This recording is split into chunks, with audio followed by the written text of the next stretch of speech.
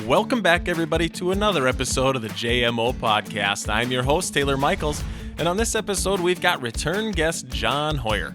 Now, last time we had John on the podcast, we were recording that just before the 2019 tournament season kicked off. And little did we know at that time what kind of a season John was going to have. 3 of the 4 National Walleye Tour events, John finished in the top 2 of those hoisting the first place trophy. When he's not preparing for a walleye tournament, he goes out and fishes the Sturgeon Bay Open Bass Tournament and cashes a check, showing once again what kind of multi-species pedigree he really has, and then falling back on his muskie career, winning a PMTT event on his home body of water, Lake Minnetonka. We are super lucky to have John back on the podcast, and hopefully he'll share with us some of the secret sauce to all his winning. Without further ado, we have John Hoyer.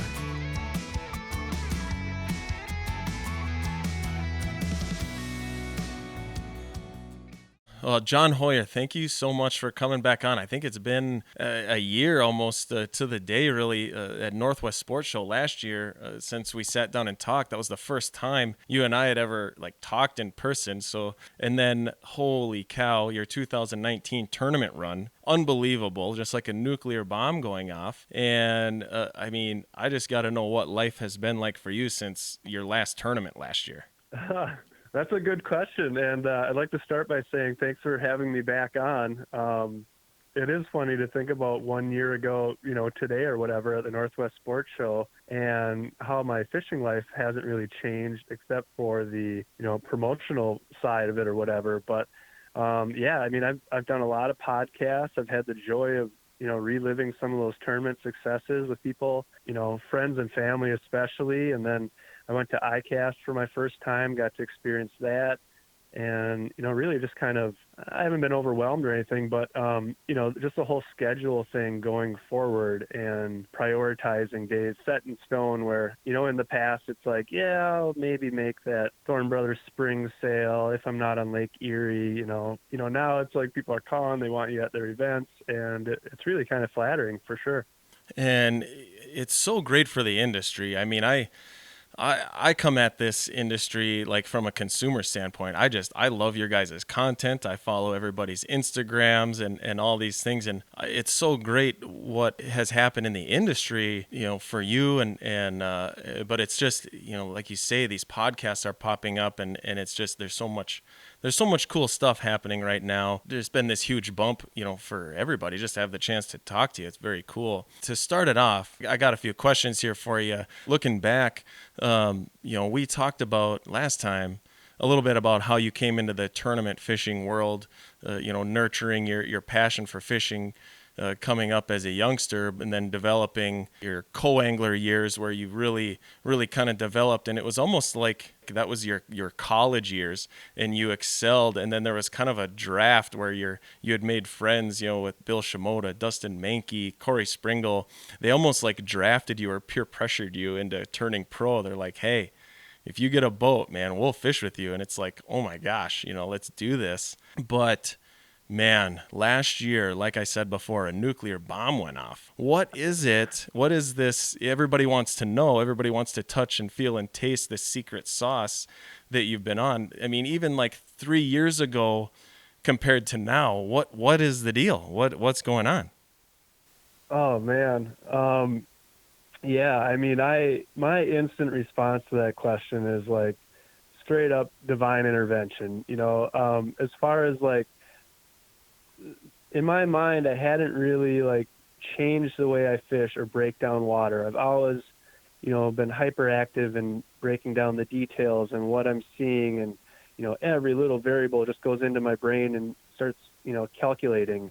Up until last year, I think when you go back to when you said Corey and Bill and Dusty said I could team with them my first pro year, they said, hey, you got it. You're going to have success on the pro level. You should do this. They pushed me and gave me the opportunity to team with them. So that was a no-brainer. But, my initial struggles, my first year, not cashing a check, leading into that, it's kind of this comfort zone where, I've gained more and more confidence in the process. And then, lo and behold, 2019 happens, And now where I was in the past, I was always looking at what does Corey Sprengel do in practice? How does he break down water? When I get the full day recap from him, why did he make those decisions when he did? What made him change his presentations? You're just inevitably always trying to take in info and learn as much as you can about successful anglers and their habits and their patterns, where now I look back and I'm like, whoa, everything I've been doing and everything I did last year is a formula for success. And it's actually a really cool opportunity for myself, because now I've just been in like hyper analyze mode. What were the different things that I did last year? What were the decisions I made in the tournament, which I've learned now are actually the most important things. So, really kind of falling into a comfort zone of confidence. And when you were talking about sports, it's amazing in bass fishing, any type of competitive fishing, where people would go on streaks like a hitter in baseball does. And it's almost like indescribable. Like, how can a whole team go from not having a hit for 7 innings to having, 10 hits in an inning and scoring 8 runs?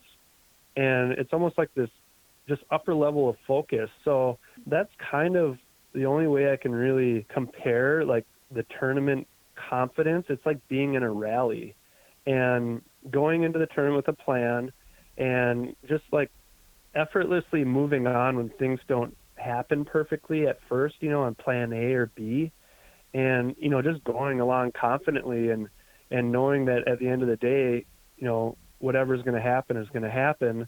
And then lo and behold, last year, other than the first tournament of the year, it just happened every day, maybe a different way each day, maybe the same as yesterday on different spots. But yeah, it's kind of hard to describe, what changed other than just that 100% confidence in the process.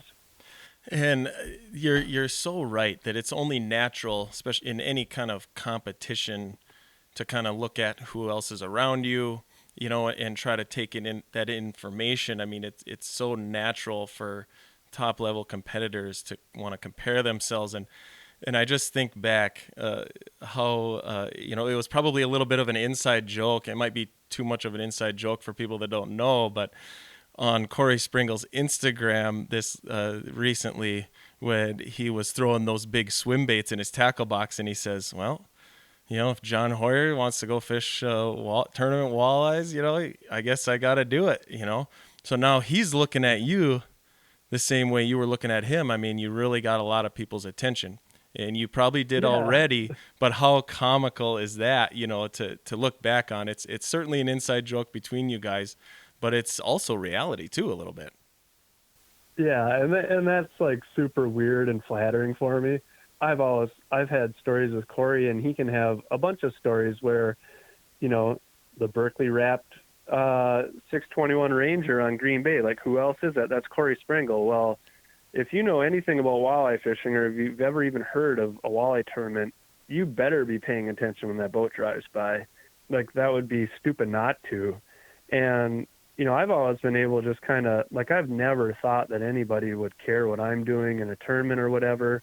And I fished this Sheboygan Walleye Club tournament on Green Bay, and, I had won that tournament in May, so this was like in August. And like, for the first time in my life, I'd ever seen a boat driving by and then come off plane and turn in towards me. And I was just like, oh, this is weird. Like, here's the Sims wrapped boat, and I'm out on some Door County hump or whatever. And I'm like, man, that guy literally was on his way in, and it's sunset, and he's going to roll in and kind of check us out. And I'm like, well, that's flattering. Yep. He saw John Hoyer. That's the first time. Yeah, that's the first time. But I was like, until that day, last year in August, I would have never thought anybody would do that. It's actually, it's really kind of a funny thing. So, but yeah, you're spot on. And that's kind of the way I have talked about that in podcasts too, where it is nice for me, because now I get the ability to share what I want, in podcasts or in print, like on my Instagram, pick and choose the stuff that I'd like to share with people to help them fishing. And, there's obviously a lot of tournament secrets and really specific things that, a good tournament angler is going to keep to themselves. But the cool thing is now all of a sudden I have this stock in walleye fishing, and the stuff I knew before that my friends like the Next Bite and Corey and those guys knew behind the scenes about the way I break down water and the way I talk about fishing, and them knowing and like sharing with me like, wow, that is spot on. That is, next level thinking. Well, now there's like some credibility to that, which is kind of a fun scenario where I get to, people listen when I talk fishing, and it's For like sure. it's this weird flattering thing, the room is silent, and it's just kind of a funny thing that started to happen. And it's important. I mean, this industry will never have too many good, hardworking, informational, just the good, true blue fishermen like yourself. I mean, there's always room for that, and if you're willing to step up and be in that role like you have, it's just so good for the industry. And that what a great story and a great segue into something I wanted to ask you about that guy turning in and you thinking, this has never happened. It's almost like that in itself, that little moment where you probably had a sort of a half smile but a half frown on your face if he was going to come move in on you. It's almost like a Yeah. milestone. It's almost like that credibility. And when you look back at your career, there's all these, you can see the trajectory is launching up, right? Anybody looking at John Hoyer's career, we're in this uptrend, and there's these little things that every once in a while that have just launched you up, whether it's finishing high in a tournament or maybe it's something personal behind the scenes where you mastered a nuance or a method of some kind and you unveiled it at a tournament and won money off of it, whatever it is. But these stepping stones, if you will, like being recognized and having a guy pull in on you. What are the stepping stones when you look back at your career that you keep track of or remember the most? Wow. Yeah, that's a good question. I mean, I guess I'll go right to my very first fishing tournament of my life, and the first one that there was some money involved was the Minnesota Muskie Tournament Trail on Lake Vermilion. And my partner Andy Ham and we'd only been muskie fishing. He'd been muskie fishing for 2 years. I'd been muskie fishing the whole year before that, and it was like, okay, we can catch muskies. Let's do this. Let's just force ourselves out of our comfort zone and fish against the Jason Hamernicks and the Luke Ronestrands of the world and just go get absolutely destroyed by these guys. And we didn't know those guys personally. We had these pictures of them, and I mean, this was like in the heyday of muskie fishing in Minnesota. And, I told Andy, we had a little pep talk before. It's like, hey, there's no way we have as many spots as these guys. There's no way we know as much about muskie fishing. The one thing we are going to do is like absolutely figure eight perfectly every cast. We're going to burn our bucktails as fast as we can every cast. And the only thing we can do to have a chance is to outwork them. We go to our first spot, and Andy Ham catches a muskie on his second cast on a figure eight. And when that tournament was done, we had 4 muskies, 3 of them on figure eights, and we lost like 5 or 6. I mean, we could have won the tournament by a landslide. We had the bites to do it. And, really it was just like, okay, we executed our pattern of literally outworking the competition, not being as good or as seasoned as these other guys.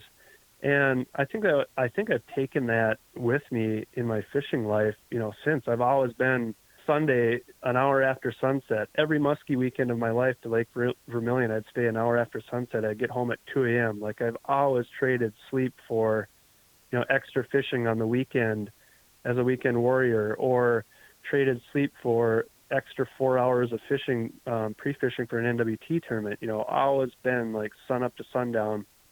And, I think that first tournament was a milestone for me, and just made it simple. Like, my friends and I, we have great work ethics, and, success comes with a cost, and that's one of them. I mean, 15 years of like fishing like that, every day, sun up to sundown. And it's kind of cool when you get in the boat, like, especially with like a Jason Mitchell or, any one of my friends. And I always just like to look around and realize that we're all on the exact same schedule. There isn't anybody who's been successful in fishing, whether it's television or tournaments, who goes in early ever, and but that was definitely one of the key milestones for me to start off.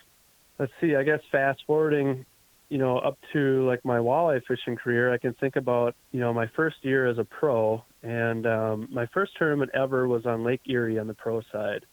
And I'd already been out to Lake Erie as a co-angler, and I had experienced it, and I had been out, I think, 2 years out there. So, I had a gist of it. I owe it all to kind of Corey and Bill and Dusty for showing me the ropes on Great Lakes trolling, multiple lines. And I did the same thing in practice, sun up to sundown. It was kind of funny. My first year buying a 620 Ranger, I didn't get it in time because I didn't order it early enough.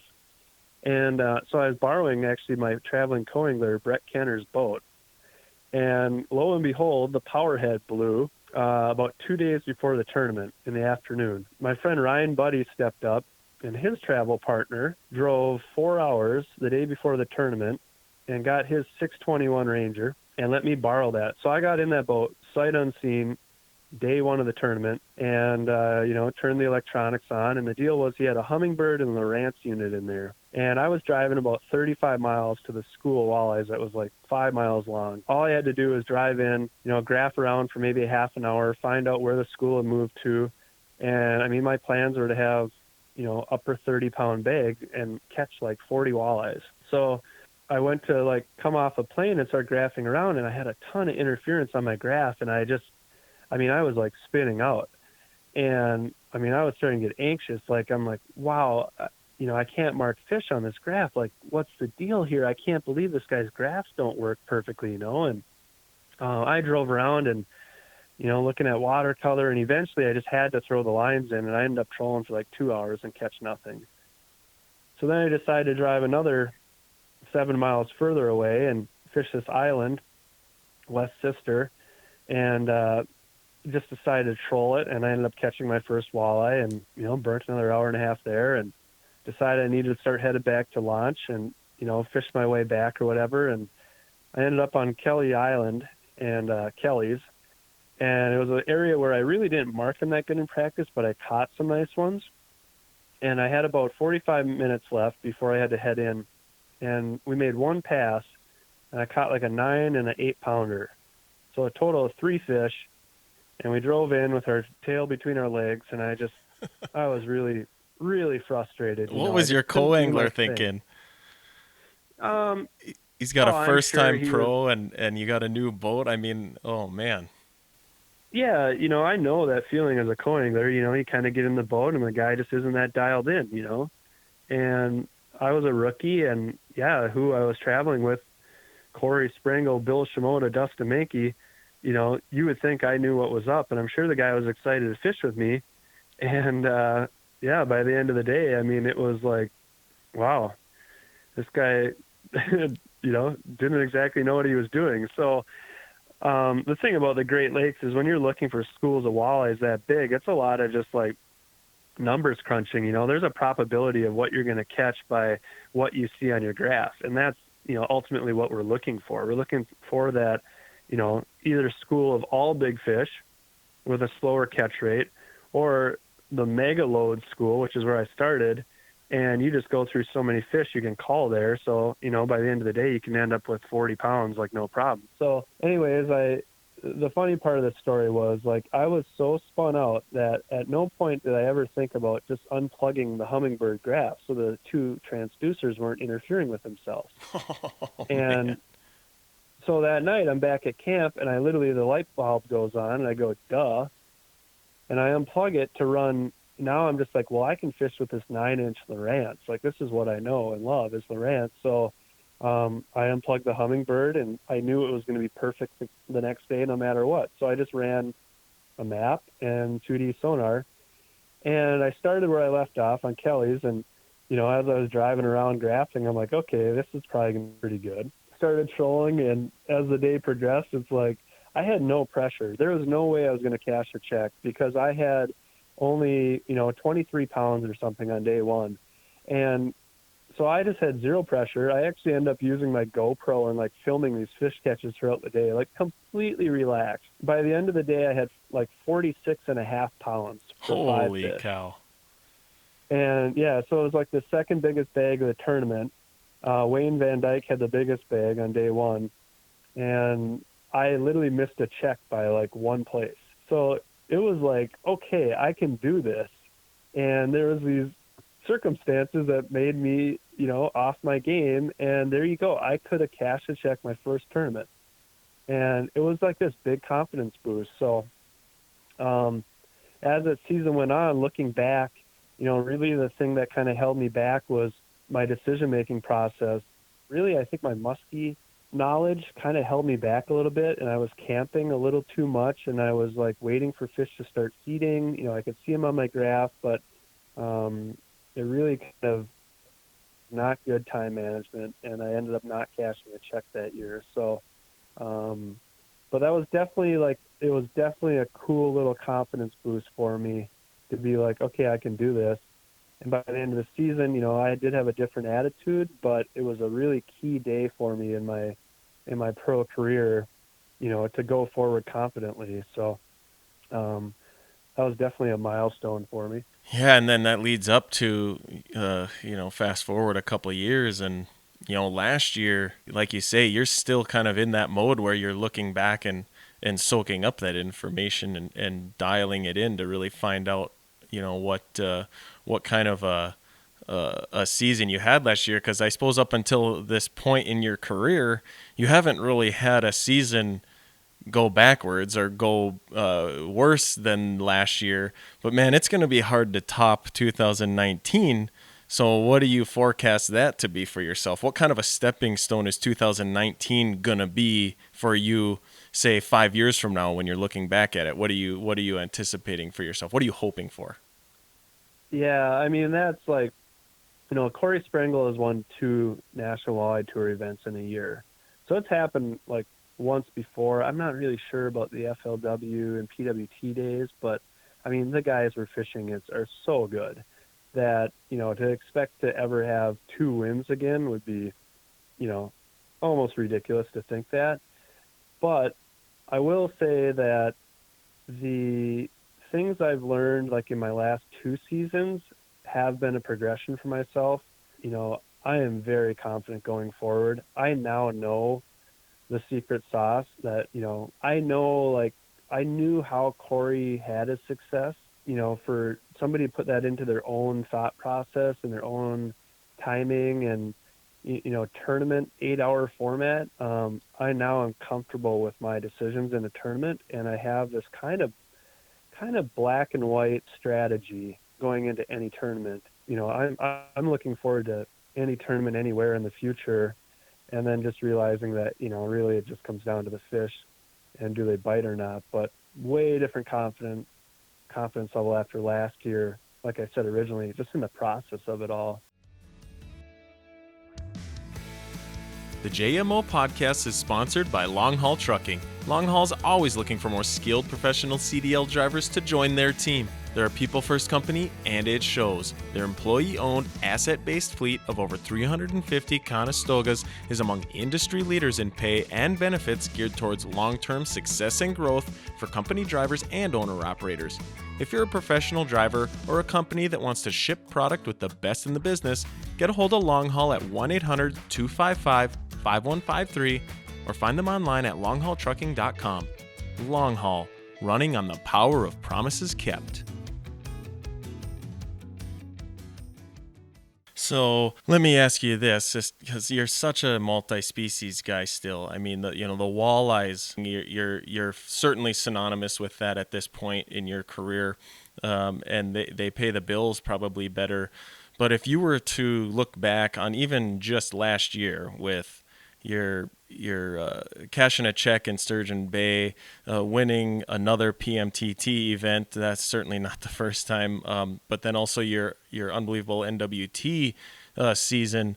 How would you rank all together in the same hat? How would you rank the top few finishes from last year? What is your personal feelings? I just want to get your perspective on that. Yeah, I mean, obviously that first win at Marinette is my biggest fishing achievement of my life, by far. And, I, when I talk to friends about, a tournament that I'd want to win or whatever, like the one I took second on Prairie du Chien, that was all off of one wing dam. And it was just like, the bites just came steady enough to stay there, never had a thought of moving.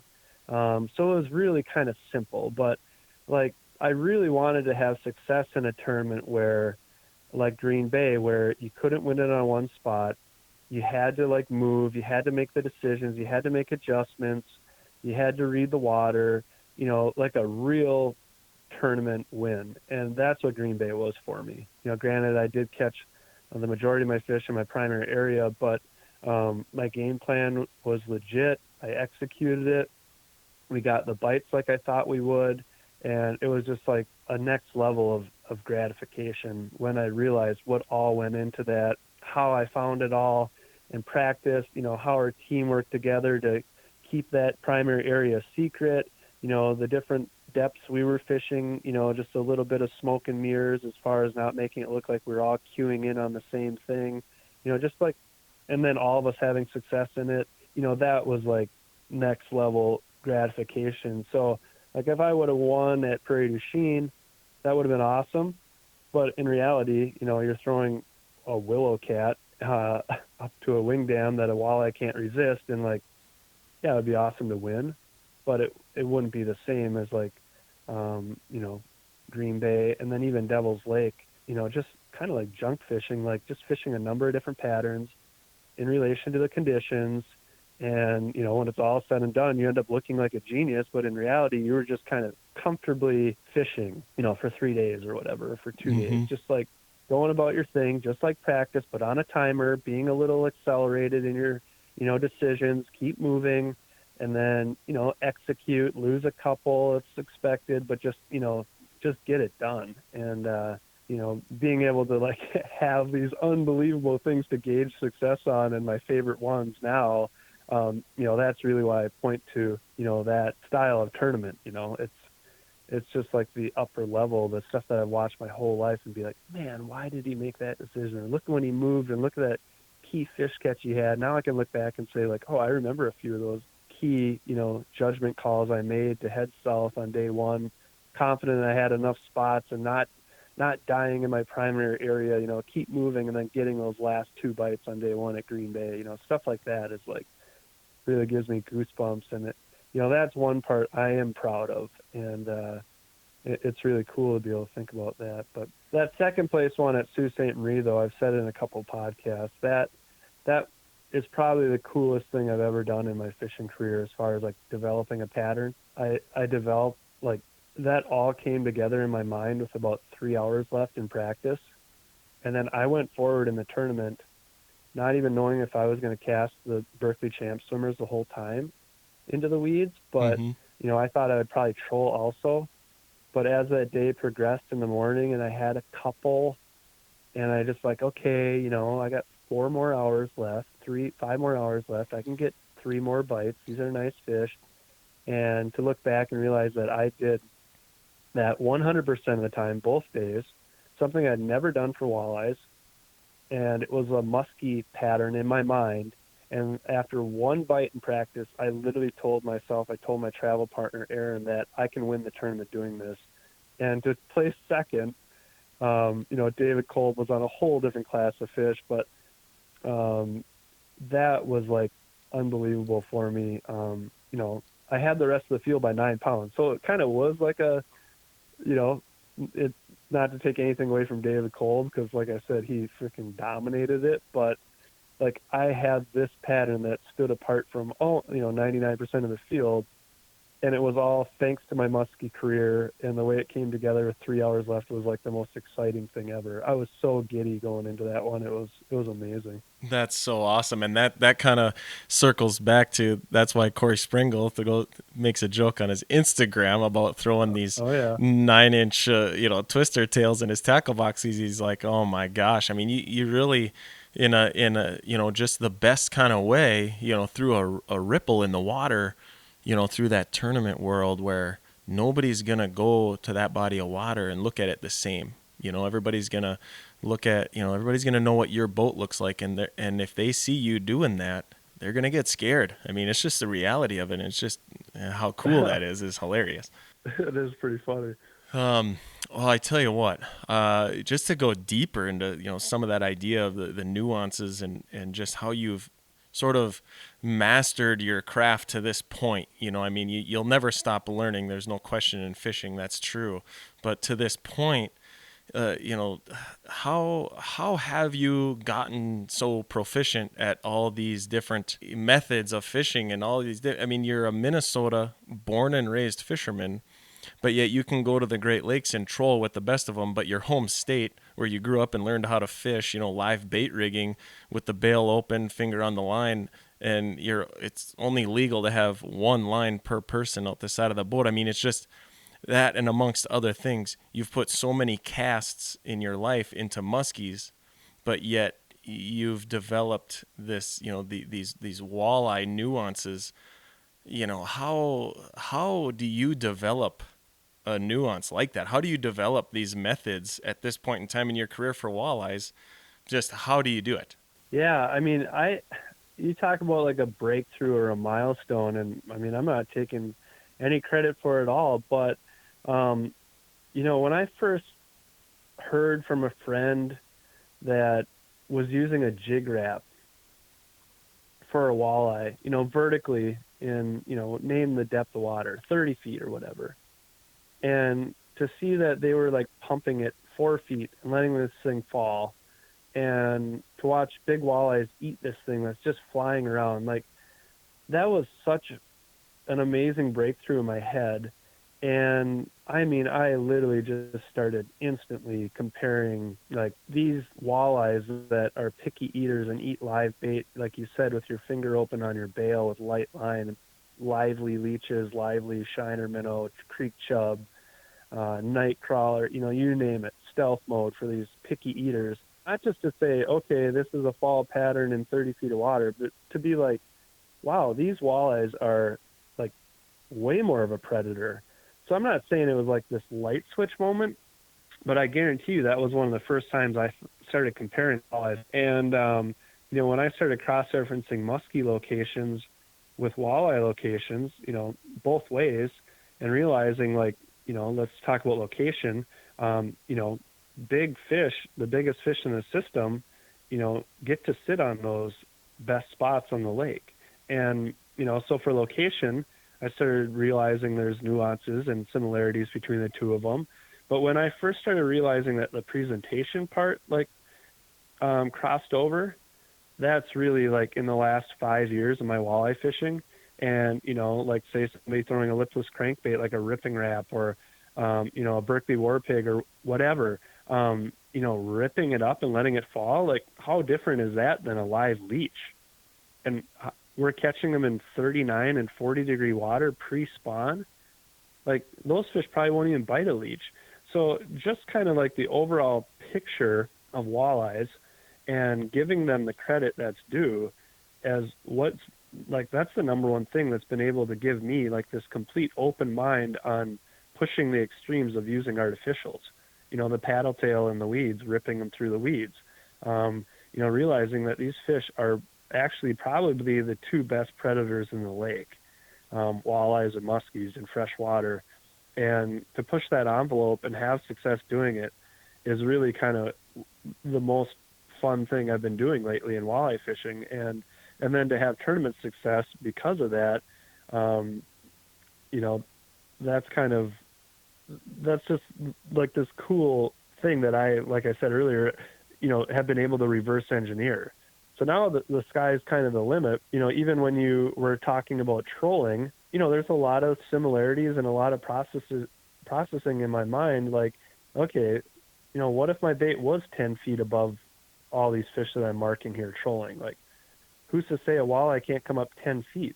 Like, why wouldn't they? So, the successes I've had trolling in my lifetime too is all kind of based off just that generalization of like giving the walleye credit that when it's time to eat, maybe faster, harder, higher in the water column is actually what's going to trigger those fish more than right down in their face, easy meal, can't resist.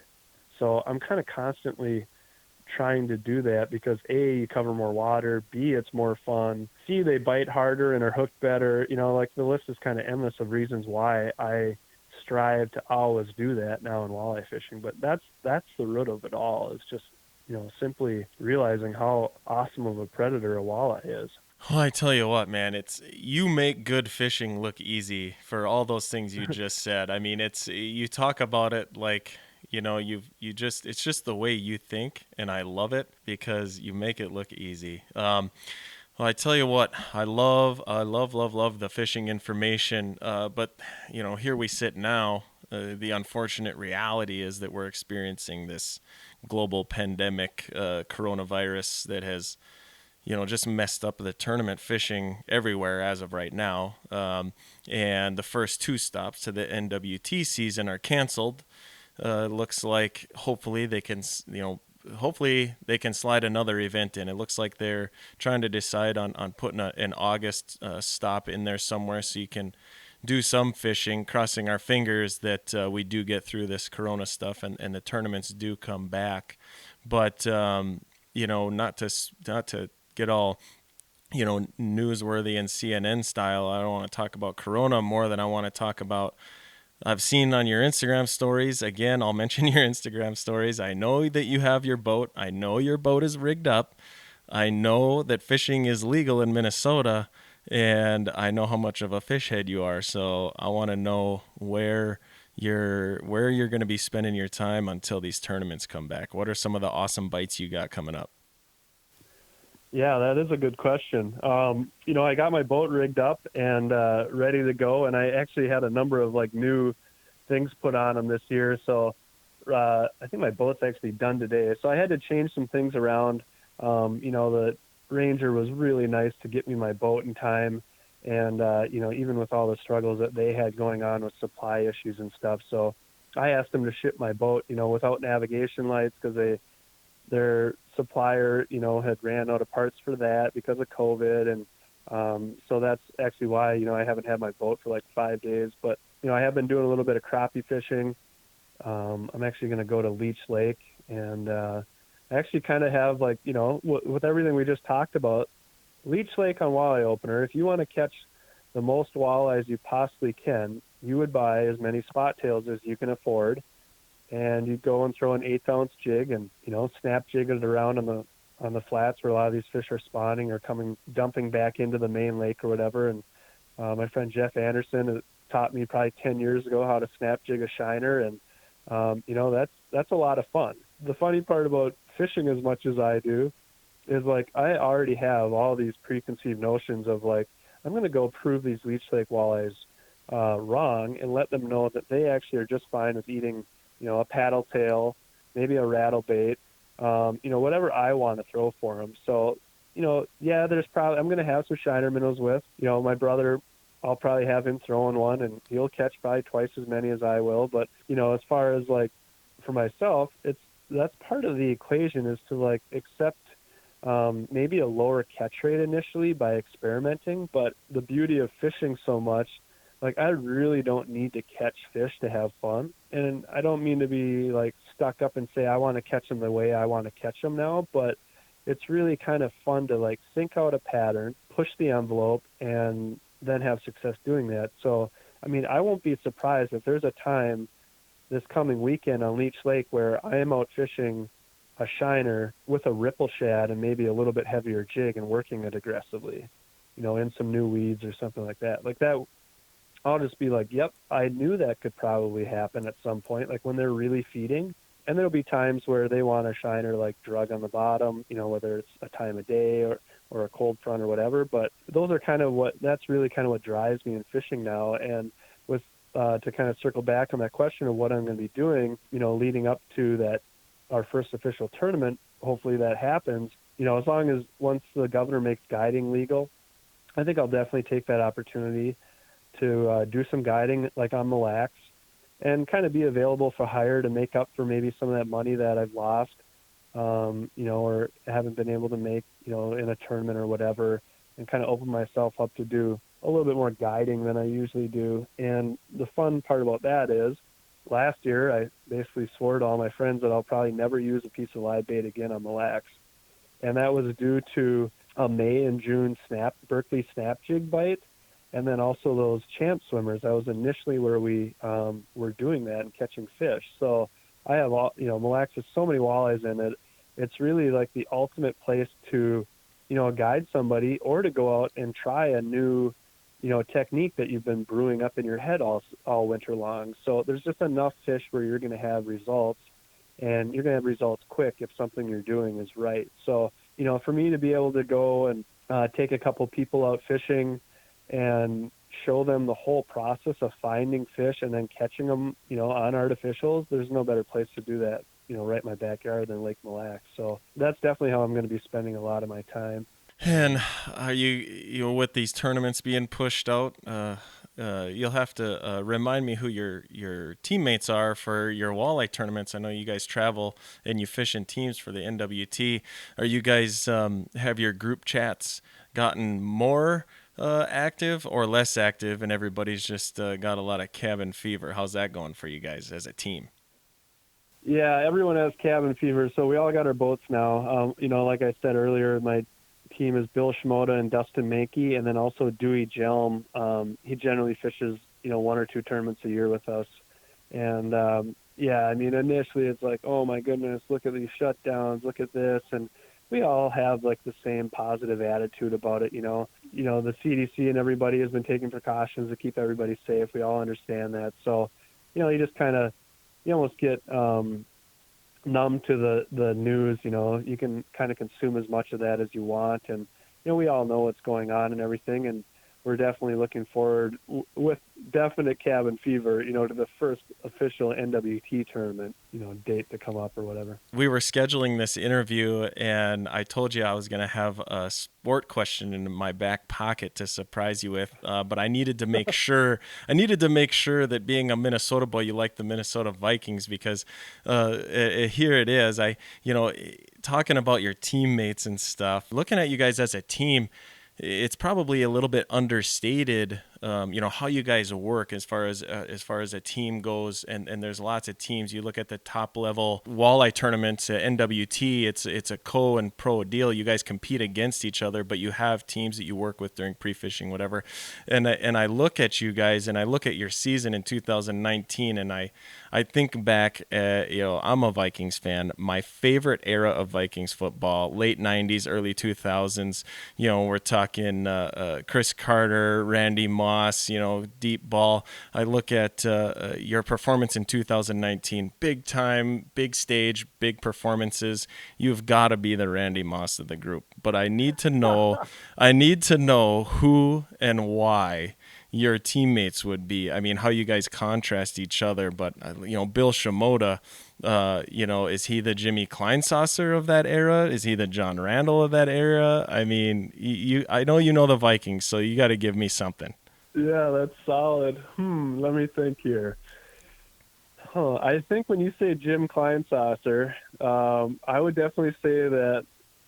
Man, I hope he's not going to be mad, but Dusty Mankey is like the Jim Kleinsasser of the team. And I just let you know, I'm flattered that you would say Randy Moss, because that guy was unbelievable to watch. That was hilarious.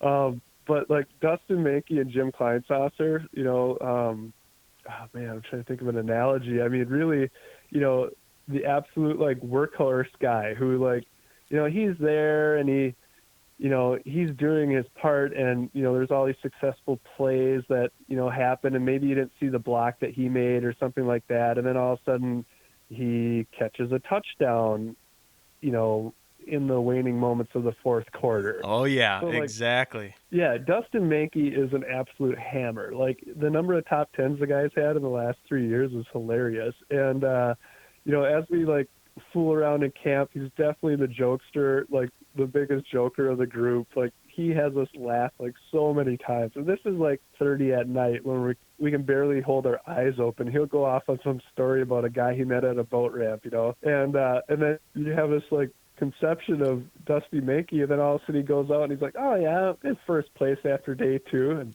caught one here, caught one there, and then I saw this wind blowing in here, so I just put on a paddle tail and tried that, and I caught one here.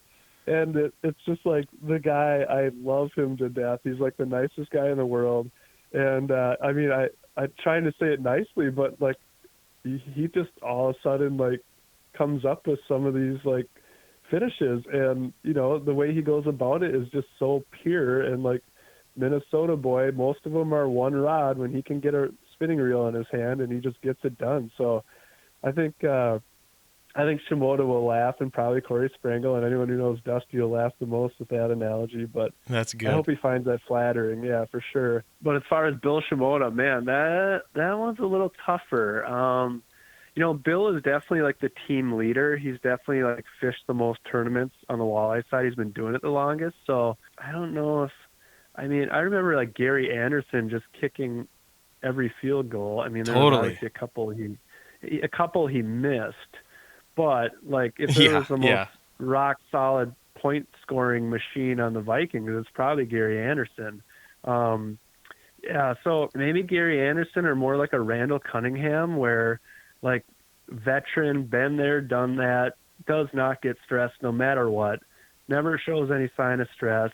And, we look to him for, just good strategy in pre-fish, and kind of when we all kind of come together with our game plans on day one, you're always wondering what Bill's plan is and where he's starting and everything, and how he's going to break down the day and see what happens. And he's just like super crafty. He's been around so many tournaments. He just knows all the the nuances of tournaments. So I'd have to say, like, one of those veteran players for sure. Yeah, totally. And like a specialty guy too, right? Being, he's kind of a river rat and stuff, and he's got all those fun tricks. He's got the helmet on with the one bar going across, and that's funny. Yeah. Dewey Jelm, he needs mention too. I mean, we actually have a nickname for him because he grows out his beard, and it gets a little red.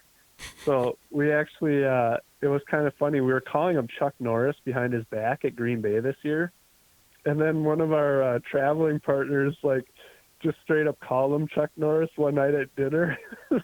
He's kind of like, well, what do you mean? And then we all just started like crying, laughing, because we've been sending texts about like behind his back about Chuck getting him. And then, comes all the memes about Chuck Norris, and, he doesn't need to catch walleyes. The walleyes come to him, and all these things. But I'm trying to think of the player on the Vikings in that era where it's like just world domination. I mean, that guy, I wish his job would allow him to fish all 4 tournaments, because he is next level.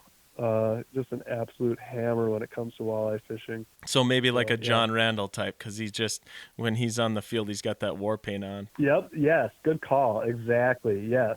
And he does not screw around when it comes tournament time. Like, he is very competitive. So, yeah, John Randall for sure. I love it.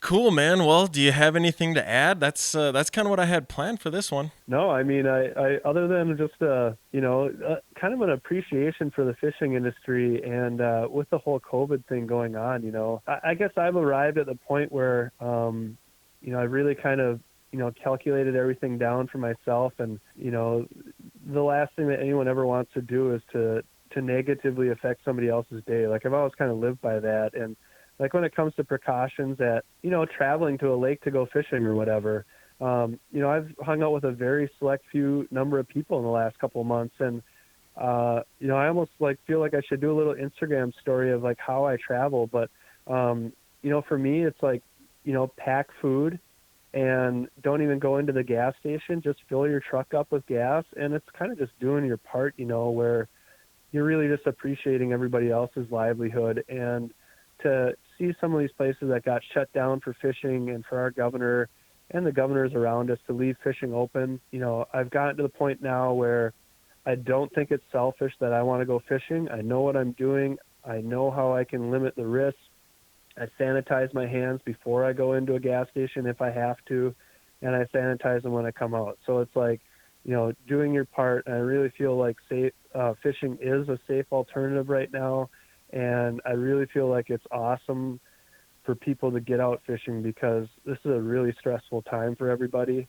And to have that escape from the news stories about COVID right now, I mean, I just feel like it's such an important thing to do, and to kind of reunite, spending time with family, and to get out in the outdoors and just, enjoy the thing that we all call life and that we love. And I just feel like that's where fishing falls in right now. And it's really a really important aspect of life right now.